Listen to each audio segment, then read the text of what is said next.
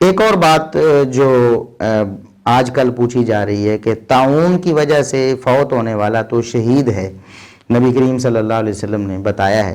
یاد رکھیں کہ ہر شخص جو بھی طاعون کی بیماری سے فوت ہو جائے یا ان بیماریوں یا ان عوارض سے فوت ہو جائے جن کے بارے میں شہادت کی خوشخبری دی گئی ہے، تو ہر شخص کو یہ شہادت نہیں حاصل ہونے والی۔ سب سے پہلے تو عقیدہ توحید ہو، اور دوسرے نمبر پر سنت رسول کا اتباع ہو، اللہ اور اس کے رسول صلی اللہ علیہ وسلم کی بات ماننے والا، اللہ سے ڈرنے والا شخص ہے، نمازی ہے، پرہیز کرنے والا ہے گناہوں سے۔ اب اگر اس کی وفات طاعون کی وجہ سے ہو گئی تو انشاءاللہ اسے اللہ رب العزت شہادت نصیب فرمائیں گے۔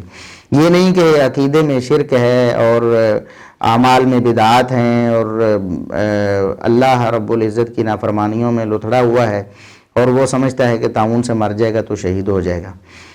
طاعون اگرچہ یہ کرونا وائرس سے ایک الگ چیز ہے، لیکن نبی کریم صلی اللہ علیہ وسلم نے مبتون کو بھی شہید کہا ہے۔ ایسا شخص جو توحید و سنت پہ کاربند ہے وہ کرونا وائرس سے فوت ہوتا ہے تو مبتون کے حکم میں انشاءاللہ وہ شامل ہو جائے گا، کیونکہ پیٹ کی بیماری سے فوت ہونے والا اس کو بھی نبی کریم صلی اللہ علیہ وسلم نے شہید کہا ہے۔ یہ جو وائرس ہے زیادہ تر ایفیکٹ کرتا ہے ہمارے لنگز کو، پھیپھڑوں کو، تو وہ پیٹ میں ہی ہیں۔ تو انشاءاللہ ہماری یہی رائے ہے کہ وہ شخص مبتون کے حکم میں ضرور داخل ہو جائے گا۔ مطعون یعنی طاعون والے کے حکم میں داخل نہ ہو تو بھی مبتون کے حکم میں داخل ہو کر، پیٹ کی بیماری ہے چونکہ، لہٰذا وہ بھی انشاءاللہ اس شہادت کے درجے کو پہنچ جائے گا۔ شرط یہ ہے کہ وہ توحید و سنت پر کاربند ہو۔